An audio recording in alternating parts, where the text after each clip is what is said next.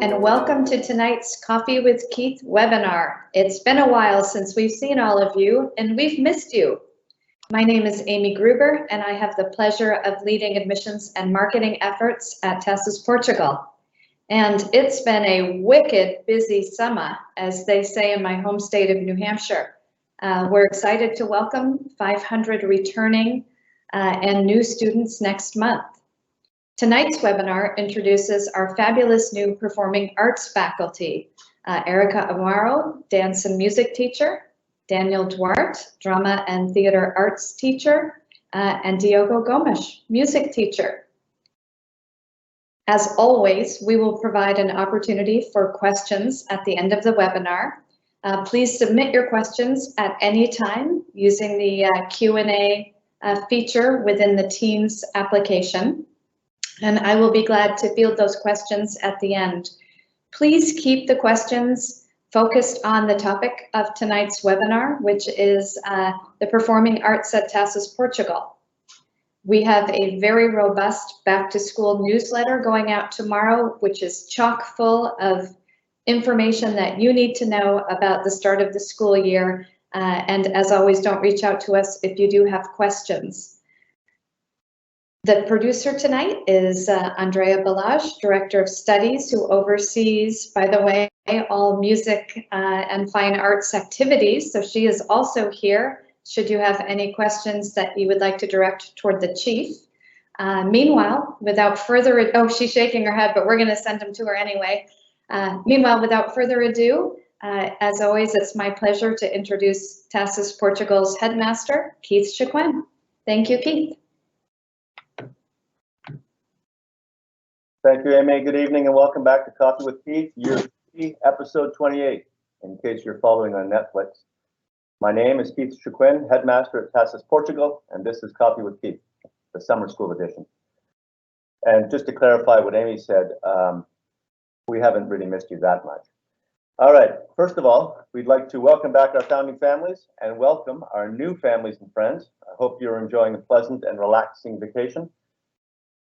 It's been a unique summer here in Europe with so few tourists and no crowds. Amy and I traveled north recently for a wonderful vacation through Tomar, Guimarães, Braga, and the Douro Valley, and it was spectacular.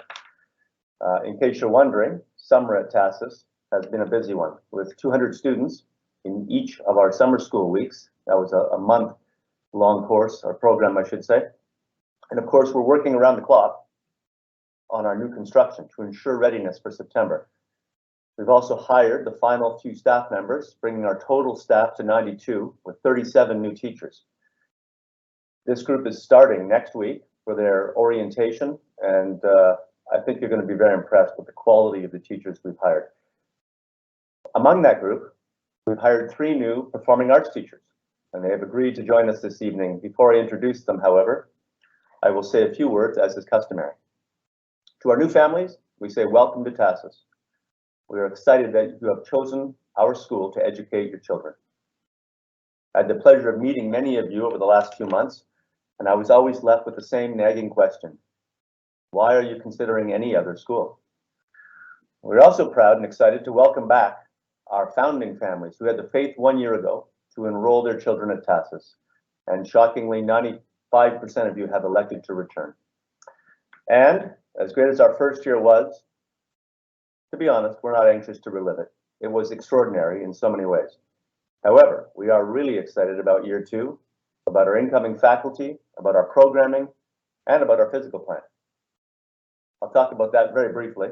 The middle school addition, a space which is larger than our entire school was this past year, is nearly completed and certainly expected to be open by September. Not only are we adding more space, we're adding even greater beauty to the building. Without spoiling the surprise, I think our middle school students will be thrilled to see their new school campus. In the elementary school, we're improving the ventilation in the learning commons and adding 2 new violin classrooms, 2 art classrooms, and a new music center, including 4 individual practice rooms. The ELC will receive new shading in the playground to protect our younger students from the elements. And lastly, our main reception has moved to the north end of the building and will serve as reception for the entire school. We will also have adjacent to that the school store, the admissions office, and all of that will be collectively known as the Welcome Center. Other details pertaining to, for example, the school store, pick-up and drop-off locations for September will follow shortly in an upcoming newsletter. I announced some months ago, we have a new director of competitive sport, Candice Van Ruyen, former South African national hockey team captain, is on campus and busily planning our after-school activities and sports programs. Regarding details of the after-school program, competitive sport, sign up, etc., those details will all be released, as will sign up over the coming weeks.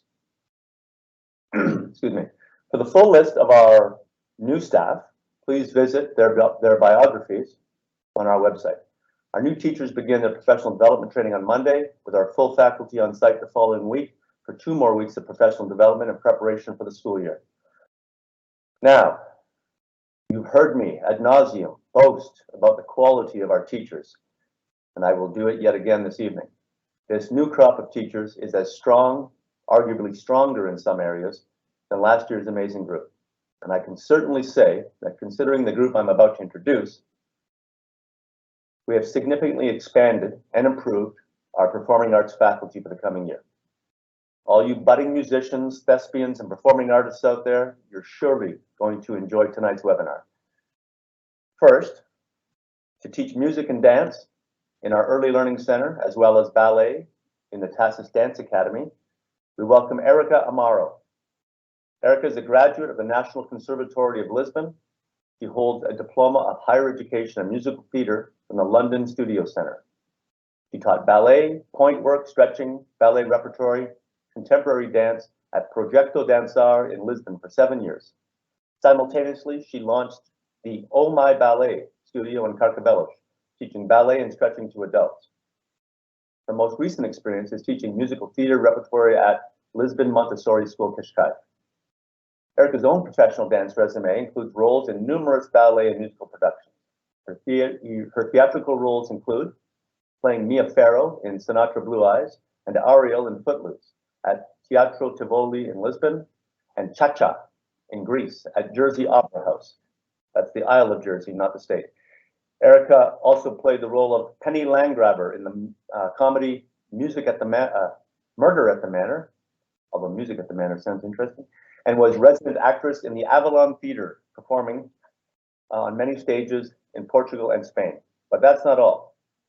Erica sings too. She contributed lyrics and served as backing vocalist and singer for the Bruno Correa album Pharaoh and Unconditional. She was a backing vocalist for live performances by Andre Viamonte and Bruno Correa on stages such as Teatro Iberica and at the Casino Estoril. Erica was lead singer for numerous children's albums and in live shows aboard the cruise ship Discovery. And she is the mother of 3 active boys, and we are delighted that Erica has agreed to join us at Tassis, Portugal. Next, we welcome our new drama and theatre arts teacher, Daniel Duarte. After plying his craft on stage in England, Daniel returned to Portugal to share his love of theatre with school-age students. He's taught at Irish International School, Redbridge International School, and St. Dominic's International School, where he instructed the middle years program and the IB theatre arts and drama courses. Daniel recently decided it was time to join a real international school. He is currently working on a new film project, which he may talk about tonight. Daniel holds a Bachelor of Arts degree in Theatre and Performance from the University of Hull and his teaching qualification from the University of Nottingham. Daniel is committed to creating the best drama program in the country, which is part of the reason we've hired him. He will also teach debate and basketball, although not at the same time. In our middle school as well, he will assist Mr. Brooks with Tassis Speaks. It's been a while since I've done this. Last, and although he's a gnarly surf teacher in summer, we welcome Diogo Gomes as our new music teacher, and you'll soon see why. Diogo holds a master's degree in music education from Escola Superior de Música in Lisboa, 2 master's degrees in contemporary and orchestral performance and jazz performance from the Royal Welsh College of Music and Drama in Cardiff, and a bachelor's degree in marketing and digital strategies. His specialty is percussion. Everyone loves a drummer. He toured as the percussionist for Disney's Jungle Book musical, Chicago the musical, and Monty Python's musical Evil Machines. He also served as the percussionist for the renowned Welsh National Opera, the Gulbenkian Orchestra here in Portugal, and the Ministry of Sound in the UK, and the Macau Symphony Orchestra. Daniel has extensive experience also as a producer for musicals and otherwise. As a teacher, he's instructed at the Colégio Pedro Arrupe in Portugal, Conservatório Regional do Castelo Branco in Portugal, London's Rock Project, and at Prime School International.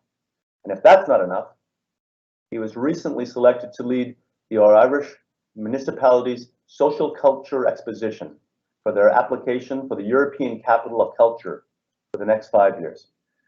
So as you can tell, we have an incredibly talented group of artists and teachers for the coming years, not to mention many other teachers in the elementary school and the ELC with background in art and music. We are blessed to have such an amazing group.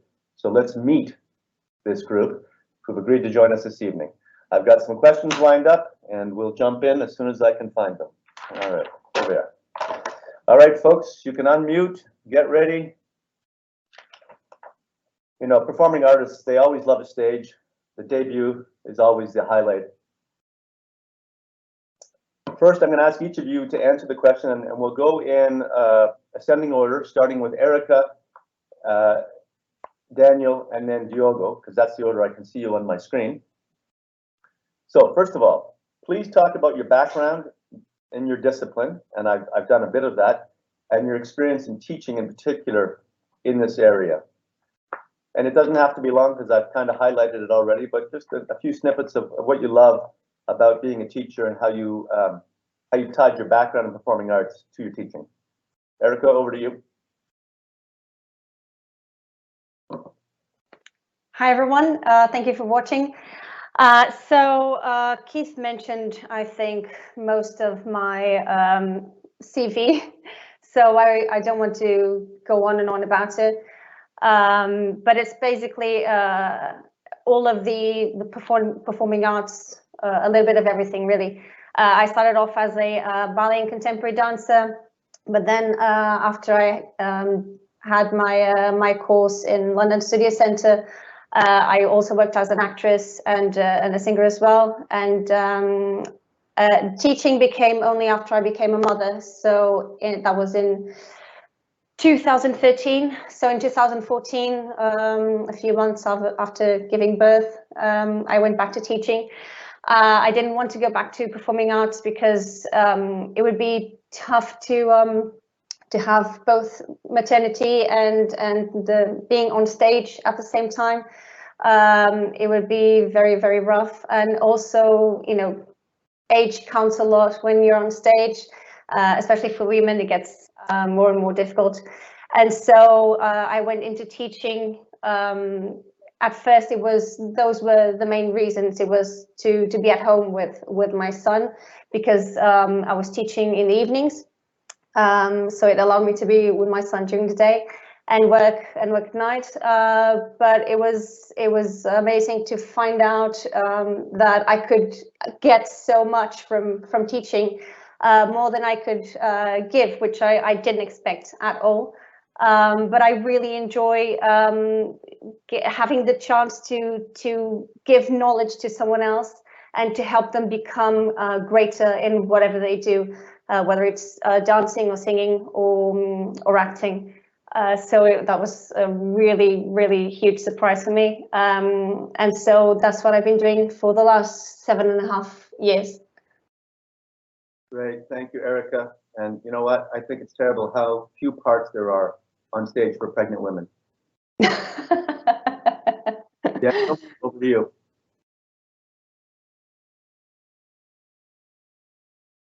Mr. Duarte, are you with us? You're Yes, I am.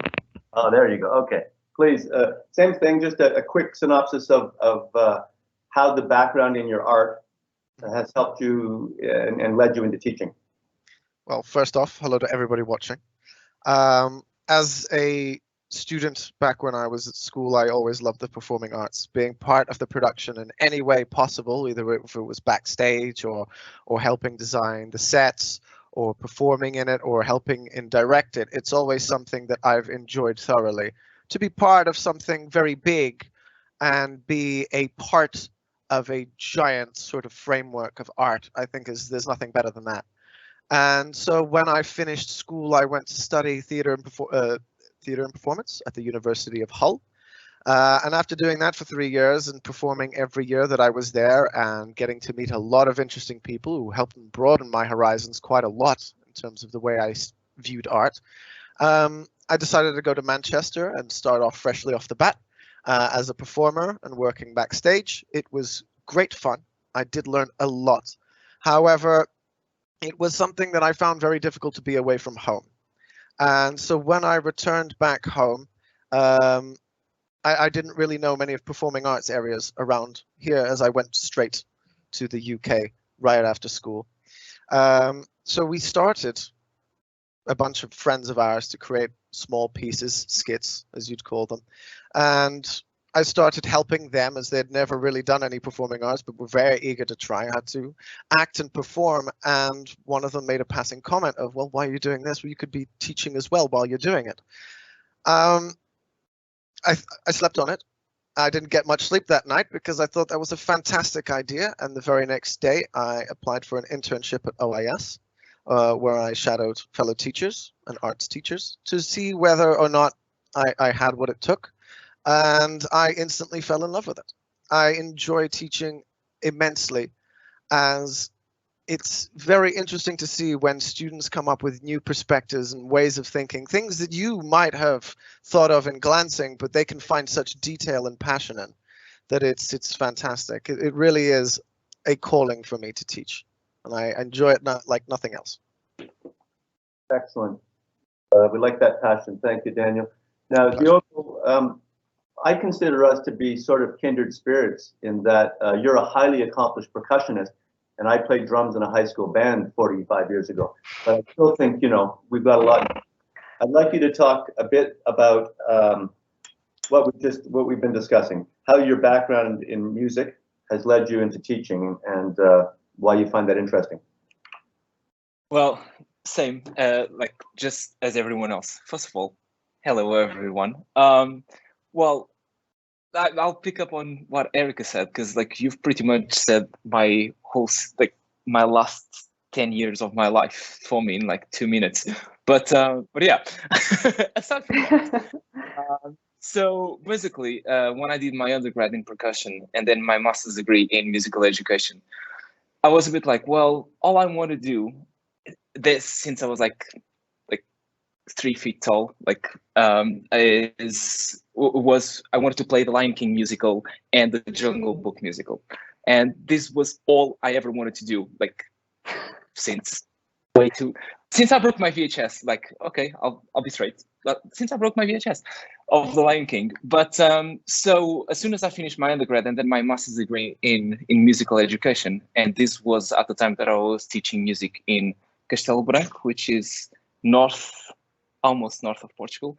I said, you know what, this is not for me. Like, I don't want to be in Portugal for now. Like, I need to go and play for musical theatre. So I ended up enrolling at the Royal Welsh College of Music to do classical music. And by the end of the classical music masters, they offered me full scholarship to do jazz, and I was like, yeah, might as well just get another master's degree. And halfway through that, I got invited to finally my live stream of playing for the Jungle Book from Disney. So it was a very intense year of my life, just traveling around dressed as a wolf, supporting the villain, which was a lot more fun than supporting the good guys of the story. And after that, it was one after the other, because I went from the Jungle Book to Chicago to then Sister Act to then the Lion King, but all in London. So yeah, that was really good. And for me, the whole thing about musical theatre, and probably the biggest reason why I'm mentioning this, is because there's very much of sort of an invisible wall most of the times between the stage and the audience. and like the stage is there, the performer, we can't really connect with it, him, her, it, like it's not easy. And with musical theater, I could see that like all the arts were coming together, like theater, dance, music, sceneries, and I could see everyone in the audience laughing, or at least with a smile on their faces, if not for the story, for the ridiculous things we were doing some of the time. But that being said, that is also why what I like the most about teaching, sort of like what Daniel was saying, is that children, unlike us adults, they end up getting very curious or very fixated in very small details that sometimes for us we're like, yeah, it's just like I don't know, a black box or a brown box of cereals, like doesn't really matter. But for them, it's very interesting, and that ability of finding small details and being happy about those small details, it's really, really, really interesting for me. And I could see a little bit of myself in some of those kids. I mean, myself from 20 years ago, but still. And the fact that like with children, you can kind of still make the child in you be alive, and basically in an adult's world. I find it really interesting and challenging, yeah, but in a good way. So yeah, I'm pretty sure that that's about it. Like musical theater, Lion King was my life's dream, ended up doing it, and I was like, you know what? Like, what if I could just be a kid for the rest of my life while doing shows with kids? Yeah, brilliant. So let's teach music. Yeah, I think that was even shorter than Keith resuming my CV, but yeah. I'm not sure about that, Diogo, but I tried. I can tell you that you know, I can empathize with you. Also, being in my early 30s, about finding that inner child again. So we're going to move on to the next question, which isn't the next question that I had written down. Tell me individually about your philosophy and approach to teaching your subject. And you've covered a little bit of that already in your early answers. And also, why are the performing arts important to the development of young people? Because at TASIS, we put a significant emphasis on the performing arts, and including the arts that you'll be leading, but as well public speaking and drama. So talk to me about what is your philosophy working with young people in your program, and why is it important? And we'll go maybe in the reverse order. We'll start with Diogo, then Daniel, then Erica. Maybe we'll start with Daniel actually first, because I think he just coughed on his, choked on his coffee. All right, Daniel, you're going to start us off. So just so I understand the question, what you're asking is why drama is important to learn at a young age, right? Yes, and you can infuse some of your own philosophy about how to teach that subject to young people. Well, I think drama's an extremely important subject, and you could say that does come from some bias from my behalf, being a drama teacher. And yes, it is commonly known as the best subject that you can teach in a school. However, putting all that to one side momentarily, it is a student's first lesson in psychology.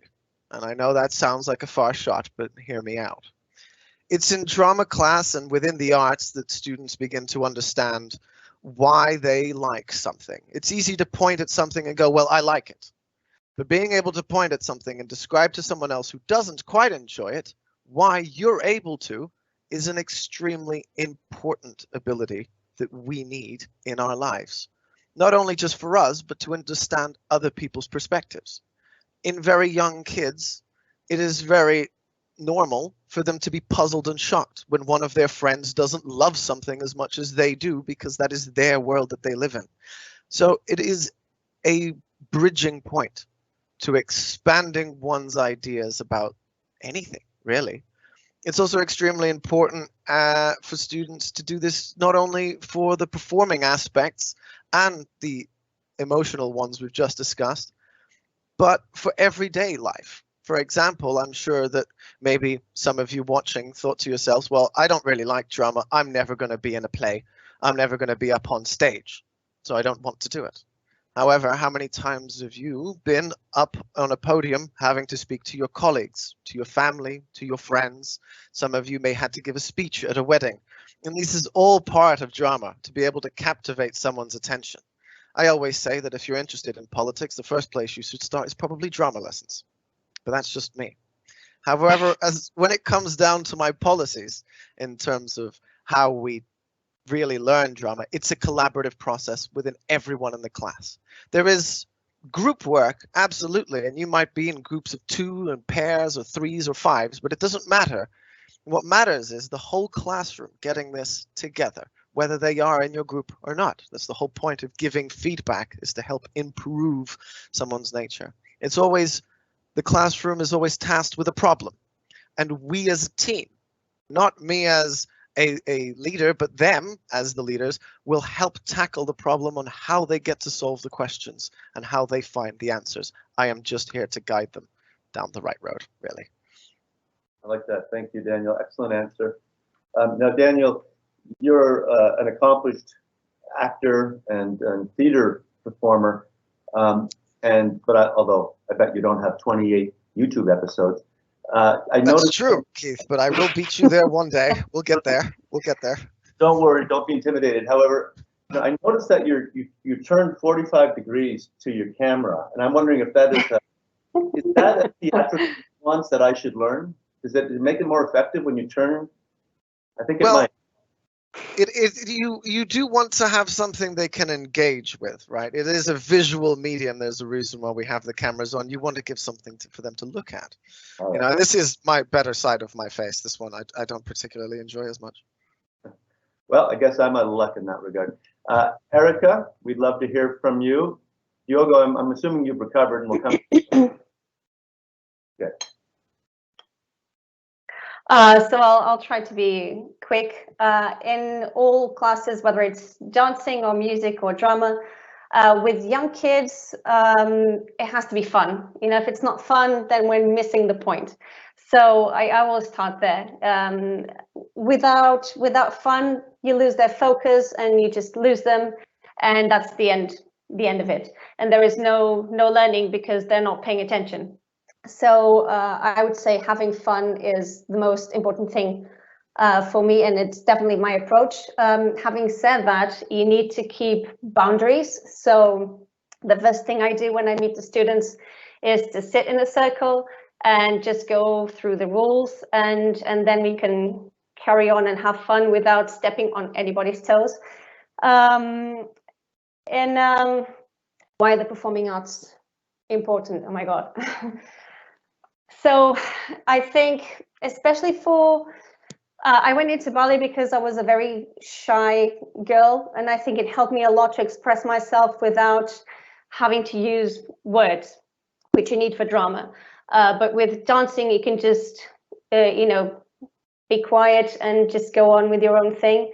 And so I think that's one side, if it's not about the performance, because for a lot of kids, they do enjoy the performing side of it, you know, being on stage and having the spotlight on them. A lot of children like that. For some of them, I would say it's a way to get them out of their shell. I actually had one girl in the summer program. She could barely speak a word of English, and she was very, very introverted. But within, I'd say 3 or 4 days, she was so happy, and she was saying, she told me, I'm so glad that I'm doing this program because now I have 4 friends. And so also there's a social side of it that to me is very, very important. With the dancing, it's a way of getting everything together, because when you dance to a certain level, obviously not the 3 and 4 and 5s, that's just, getting them to move a little bit and getting them stretching their bones and their muscles. But with the older ones, They, sorry, I kind of forgot what I was going to say. Let me get back. Oh yes, I know what it was. So with the dancing, it's everything together, really, because when you dance, you're using your body, so it's physical exercise, but you're dancing to music, so you are paying attention to the music, and it's like music in movement almost. And also you're performing, so you're acting as well. You don't dance different types of music the same way, so there's that side too. So there's a little bit of everything. And I think I've just went on and on and on, and I will shut up right now. Which is why you chose dance.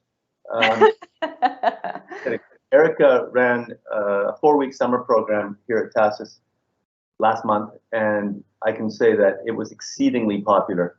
The students in the program absolutely loved it, so we know she's going to be a smash teacher here. Okay, Diogo, your turn to shine. Tell us, I've actually forgotten what the question is. No, a little bit about your philosophy on the approach to teaching and why, for example, in your case, music is important to young people. So I kind of share the same opinion as actually Daniel and Erica, to be fair. Like music or theater or drama or dance, I think it all comes down to the same thing in at least on this level, which is it doesn't matter if it's little children or high school or middle school, it doesn't really matter. I think that the most important part is not what they're actually learning per se, like, most of them are not going to become professional violinists or professional dancers or professional actors. That's not the point. But as Erica was saying, many of them are have stage fright or afraid of public speaking, or as Daniel was saying, they don't really feel comfortable in speaking in public or even speaking with friends. So arts is a great way of, again, as Erica was saying, getting them out of their shell and out of their comfort zone. And also arts, especially, performing arts and the moment when the performance is happening is one very big quality that everyone has to have, even if they don't have it for starters, or if they don't want to have it, they will have it eventually, which is the ability to just come up with quick solutions to a problem that just came up. It's like the play or the concert or whatever is running, and I don't know, like a prop falls, or how do you improvise to fix the situation on the spot? And this kind of skill is really important in pretty much any aspect of life. And now, like, more focused on the music, only for music, is I think that, like, all of us, at least in one area, if not many, probably many, we're very focused on only seeing what is in front of us, and having the ability to, in a school, having a performing arts teacher basically opens up our horizons of arts, as in musically. The musical examples is like, say that you really like rock music, well, but there's also classical music or electronic music or classical music. There's so much stuff out there that most of the times, if we don't really have someone to show it to us, probably we're never going to be looking that way. And having someone to show it, that broadens our horizons, and the more we know of, the more we know in total. So yeah, I think that's, for me, that's the most important part. Great, thank you, Diogo. I think you showed your bias there because you said classical music twice. I did, didn't I? I was like, well, I think I said it twice. It's your other master's degree. I've said it many times in these webinars. You know, part of the purpose of school. Oh, by the way, Daniel, how's my posture? Is better? I think so. Yes, yes, much better. Yes. Thank you. Part of the importance of school is to do a couple things. One is to help kids find their passion, and certainly performing arts does that. And secondly, to help them develop confidence.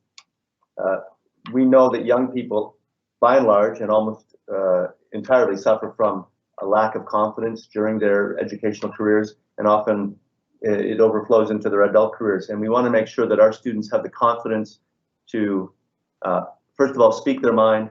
Secondly, to demonstrate their knowledge, which they're getting a lot of at this school.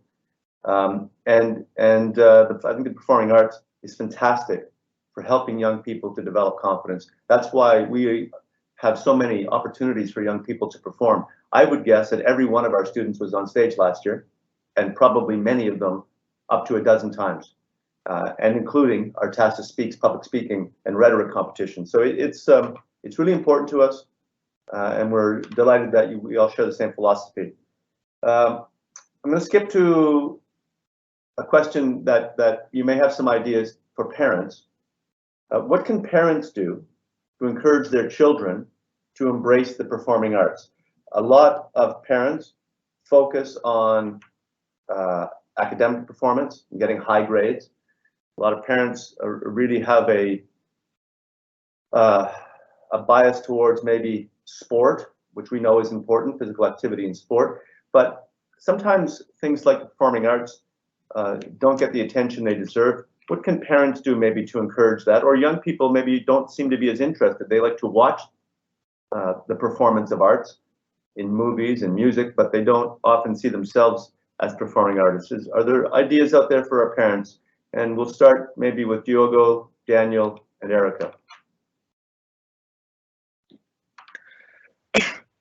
So, like, for me, I think that the best way that parents can help, well, it's a very simple one, actually, at least for music, which is the kids having a notebook for the music lessons, which is actually not that common to happen. But just the fact that there is a notebook for the music lesson basically tells the student that it's a subject as important as maths or Portuguese or English or science, anything. Well, that's the first one. And second is try to, if your child comes home with a song that maybe you don't really like, say that you're a huge Metallica fan, and your child comes home with I don't know, a Justin Bieber song. Well, listen to it. I mean, maybe you won't like it, but it's one of those you only know after you listen to it, and it also shows the child that you're supporting whatever is being taught. Same way that you would help them do an equation for maths or read a book with them for English or find out about volcanoes and dinosaurs for science and geology. Yeah. Thank you, Diogo. Good answers and good suggestions. Thank you also for mentioning Justin Bieber, good Canadian boy. And you know what? I actually didn't know that Metallica was performing in the classical genre again. We're going to move on to Daniel. Hello, hello. Well, I think you can really summarize it just with one word. I think exposure is probably the best thing you could do at home. By all means, take them to the movies. I'm sure they go anywhere and they're dying to go with you anywhere. And I think that's great first step. It's art and you're exposing them to the final product. However, going to see live performances as well, I'd highly recommend. Either it's plays or stand-up comedies or just live shows at all is a fantastic opportunity. Even for those who have an interest but don't wish to perform, it is something very captivating about the stage live, right? Everybody who sits in that audience will, for at least a moment, imagine themselves up on that stage. And having that moment several times will help if you're trying to push for a performing arts. But the thing I'd probably recommend the most is take them backstage. You have a young kid, it's a fantastic excuse. My son or my daughter would love to go see the actors backstage. And then you really get to see what it's like back there, what the actors are really like. The change in personality from a character to an actor is a very impressive thing to bewilder, especially at a young age. And so I'd highly recommend taking them out. If you know that there's a movie shoot going on down the road, take them out, go for a day, a picnic, and go see what that's like. That would be my highly big recommendation for parents in terms of helping us out expose the arts, really. Right. Daniel, thank you. You know, you surprised me there. when you said your highest recommendation, I was certain you were going to say, watch some of the episodes of Coffee with Keith. I was certain coming up. I think it was just an oversight. I'm gonna give you a pass on that one. Erica? So yeah, I was going to say basically the same thing, just exposing them the most. Maybe they don't like to listen to classical music and that's boring. So just take them to a concert of an artist that they love. Support their tastes. It might not be the same as yours. Probably it will not be the same as yours, but it's still music or it's still acting. So if they find a play boring, take them to a musical, and I'm sure they will find something that they like. So yeah, exposing to a variety of things, that would be the most. Also to encourage them, if they have started doing something, for you to be able to play a note or a chord. I don't know, I don't play the violin, so I may be talking nonsense here, but for them, what they are achieving is really important. So try not to laugh and try not to go like, oh my god, that sound. So really support them in whatever they choose to do, because it takes practice and they will get better. But if you crush them like that, might be the end of, who knows, a great career. So it's just supporting them. I would say it's really important in whatever they choose to do. Yeah, no, great advice from all of you. Thank you.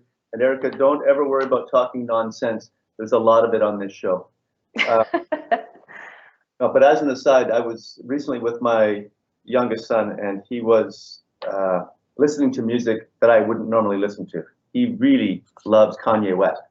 And so instead of saying, I find this music highly offensive, I listened to it, and then I said to him, tell me why you like it so much. And it was amazing. He went on and on and on about, all the nuances and the lyrics and the metaphor. And by the end of it, I still really didn't like Kanye West. But anyway, that's a different story. We're going to wrap up in about 15. So let's get to some of the meat of the program. How will the three of you, who have all just recently met, I think you met a few weeks ago, and then again just a day or so ago, and of course you'll spend a lot of time together over the coming weeks, but how will the three of you, and maybe you haven't had a chance to really get into the detail of it, but how will the three of you work together to create the performing arts department at TASIS? And I was going to say the best performing arts department in the country, but let's just say the best performing arts department in the greater Lisbon area. Take some pressure off you. And let's, I think this is going to be one of those questions where all three of you can jump in. So maybe, why don't you start us off, Erica, and then Daniel and Diogo will jump in as they would, as if it was a meeting talking about this. So I think I'm the oldest, so I would probably lead and give ideas, and they could just say nod and say, yes, that's great. No, I'm joking. I'm totally joking. I love working in a team, so I think it's great to have other people to work with. And from what I understood, actually we have never met before. We met yesterday online, but that was it. So we haven't talked about anything, but I'm sure we will be glad to work together. And I've worked in music and dance and acting, so I get all three aspects of it. So I will have no problem whatsoever working with other people, and especially not these two guys who are very, very competent. Daniel? Phrased it perfectly. Yes, we are very competent. Indeed. I stand behind this message with all my heart. But in all seriousness, I think it's going to be a strong amount of collaboration. I know for a fact that these two fill in my weaknesses. I'm not a great singer, as much as my neighbors will agree with that statement, hearing me sing at all hours of the day. I'm not a very good singer, and I probably couldn't help a student sing. And I'm not very good at most instruments. But if you give me a ukulele, however, I will impress.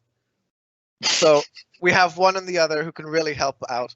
And so I think productions, anything that's going to be major events, musicals, shows, will be it'll be a relief to be able to work with such astounding colleagues in such a collaborative project. I think we're going to do great. There's no doubt in my mind, for starters. No doubt in my mind either. Diogo?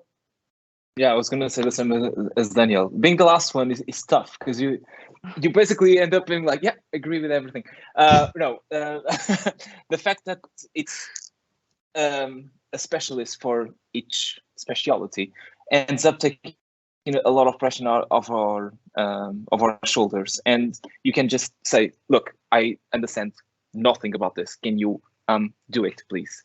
And because otherwise, it's just not going to be very good, is it? Like same as basically it's same as Daniel was saying. Like I can't dance for the life of me. Like I'm sorry, not gonna happen. But Daniel maybe Erica. I mean, if Daniel wants to dance, brilliant. It wouldn't be the first time. Wait. But if I can't dance, but that's Erica's specialty, of course, that makes a lot of sense. Just throw it at her, being like, oh, here's work for you that I don't have to do. So again, as Erica was saying, like cooperation and collaboration is key. Agreed. And I know the three of you will work closely together. I think we learned a bit of a lesson over the past year. And so I think we've hired people with different strengths, for example, in music and theater, and that will be able to bring the best out in our students. But that's a great segue into what should parents expect to see in terms of performance through the year. And again, I know the next 3 weeks, you're going to be documenting and brainstorming around the exact performances and timing and sort of shows we're going to do.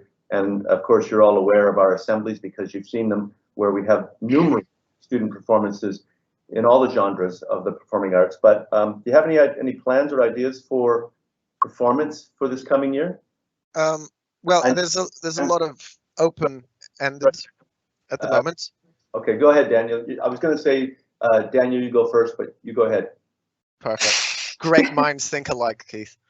So from what we've managed to discuss a little bit, we know that for sure we'll have a big school production, a musical play.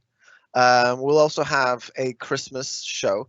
This one will be more involving the entirety of the school as well.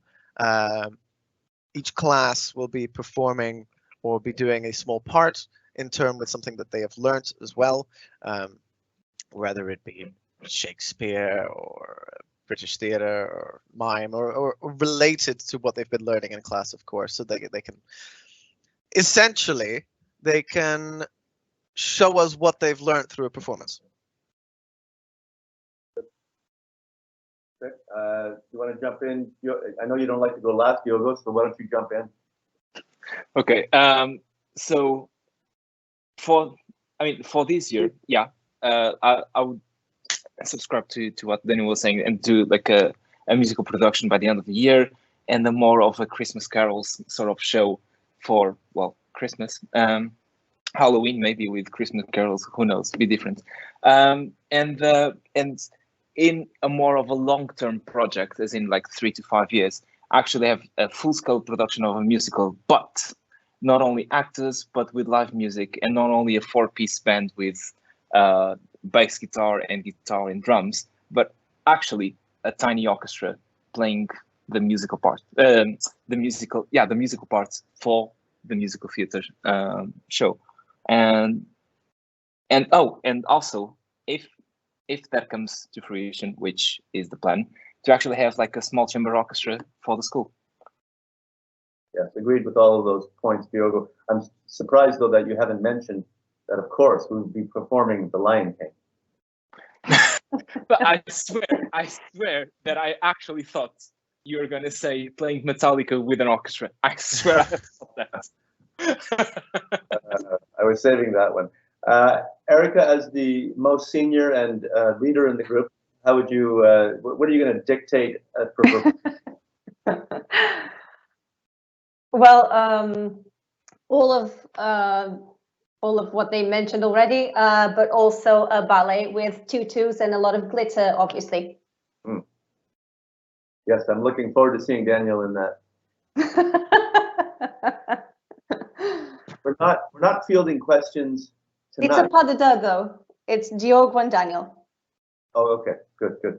We're not fielding questions tonight about the Dance Academy. We'll have some separate announcements about that, but that will also be very exciting. We have 3 exceptional dancers, 2 of whom have performed professionally, including you, Erica, so we're excited about that. Erica, just because I've got you here, you also have a pretty active YouTube following, perhaps even matching my audience. Can you tell folks how to get to some of those links? Because I've watched a number of both your singing and your dancing, and I think it would be great for some of our students to be able to see you in performance or teaching. Where would they find that? So the YouTube channel is called Oh My Ballet, and if they write that onto YouTube, I'm sure they will find it. I have over 50 videos, just saying. So not 28. And I plan on carrying on with it, although, you know, I usually, before the summer holidays, I was posting every week. I probably won't be able to do that when I start teaching at TASIS, but I will try to do it every other week. And I also will try to have it linked to what the students will be learning at the Academy from January onwards. Great, fantastic, thank you. And by the way, some of your videos were quite short, I noticed. I have 28 hours of video. That's a big deal, but we've got some questions. We've got about 8 or 9 minutes left. I've got a few to ask, but I think let's get to some questions, Amy, if there are any. Yes, there are, Keith, and thanks to all of my new colleagues. It was wonderful personally learning more about you, and particularly your penchant for playing villains, as described by Erica and Diogo specifically.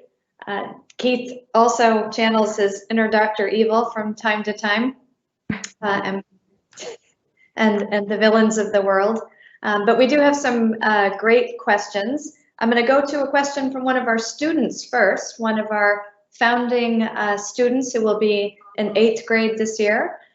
Tara writes, what are the exciting things we can expect in our classes? Because all of you shared that there would be some exciting things for students, and Tara's wanting a bit of specificity on that. Okay. So, we've already heard about tutus and glitter, but are there any other exciting things planned for the classes?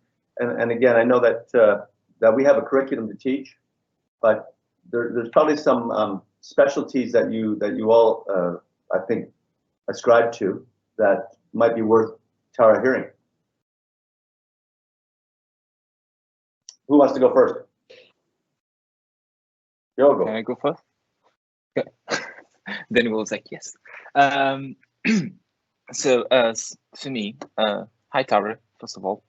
I don't know if you play any sort of instrument or not, but personally speaking, I would probably be looking into, well, first of all, getting the curriculum done, as Keith was saying, but also to get you to perform, ideally solo, if you want to play an instrument, or if you just want to sing, maybe sing with someone playing piano, as like myself or one of your colleagues.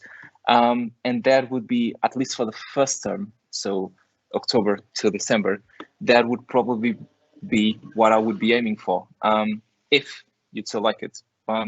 Yeah, and I'll pass my word on to Daniel. Yeah, just for background, Tara is musical. She has been active in our theater and drama programs, and she also is an exceptional public speaker. Daniel, I think the stage. Hello. Yes, apologies. Sorry, I was actually pulling up the document of what you might be learning next year, as I have it written here. However, luckily for most of my students, the curriculum is partly where the whole fun is at. Students will get to devise and create their own performances. My rules for performances are very lax. So I will set some guidelines, However, if you have a vision or a way you would like to create your performance, as long as you tell me why, besides it looks cool, you're in. Done deal. You've got it. We're going to be doing a lot of stuff. I mean, sure, we've got some things that some might struggle with. Of course, we're going to do some Shakespeare. Why not? And physical theater.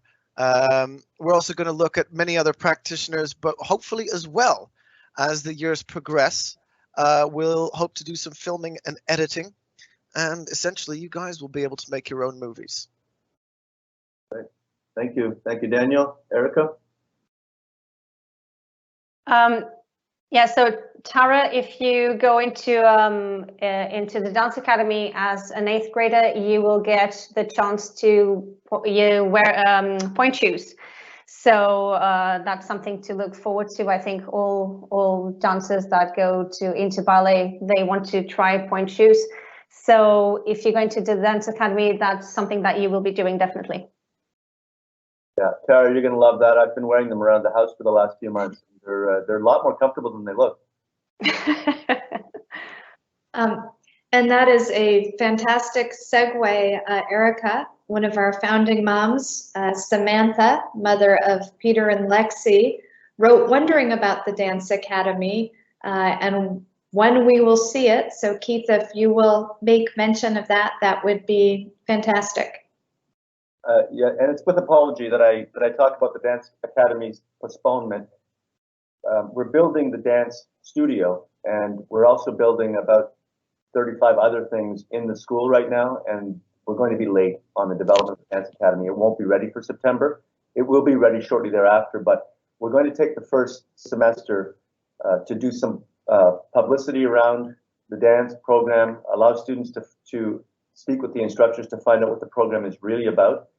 It is a standalone academy, and it takes a level of commitment that most of our other programs don't require. And so we want to launch it in the best possible way. And for us to do that, it's going to take us a little bit longer than we'd first anticipated. But for certain, when we come back in second semester in January, we're going to launch it big time. And of course, it will cover ballet, modern, contemporary, and Jazz. Jazz. Thank you. So, and the teachers are exceptional, but you'll have a chance to talk more, both parents and students, to the teachers. I think we'll host an evening sometime in the mid-fall where you can come in and we'll have the teachers, you can bring students or parents and ask them lots of questions, and they'll have it better formulated. One of our original Dance Academy members, excuse me, left to go back to teach at a dance school in London. And so, although we'll miss her, we've obviously replaced her with a very accomplished professional. But that team needs time to now rediscover the program and define it in the best possible terms. Thank you. And like a quick courtroom drama attorney, Samantha has a quick follow-up question there. So will there be dance as part of the after-school activity program then while we're awaiting the opening of the Dance Academy? Yes, that is planned. Fantastic, thank you. We had just a couple of quick comments from our audience fans. First, Keith Nafi was very impressed and credits me with you having shaved your beard. So we were thrilled to unveil that tonight on Coffee with Keith. And Lemore was really curious about the comment made about if his kid comes home saying he likes Justin Bieber, he sends him to Metallica Correctional Facility. Is that the plan that we're recommending these days? No, anybody who's likes Justin Bieber, we send them directly into therapy. And I'm quite surprised because I actually have a text from Nafi telling me she loved my beard and was sorry I shaved it. So she did like it actually. Anyway, thanks to. Oh, go ahead, Diogo. I think I need to hand out the disclaimer. I like both Justin Bieber and Metallica. I listen to both. I think I need to say this before I get crucified or something. All right. And evidently, you also evidently like beards, so there you go. Amy, we're within 1 minute, and I have a couple things just to say. So we'll save questions, and we'll get back to folks by email if we must. All right, it's all yours, Keith. Thank you. Okay, I just don't want to prolong it. It's been a long summer, and so this, of course, brings to an end the 28th Coffee with Keith segment. 28, Erica, or if you prefer, it's the first of our new school year. Probably not the last. I want to thank those who've joined us for the webinar, participants and audience members. We shall see most of you in just a few weeks to welcome you to the school or welcome you back to the school. We've got an exciting welcome to, welcome back event planned for Friday, September 3rd. And of course, classes start on the 6th. We've got lots of other questions to answer, which we may answer in a future webinar prior to the start of school, but most likely we'll do it through the what was the Founding Families newsletter. What is the Founding Families newsletter called now, Amy?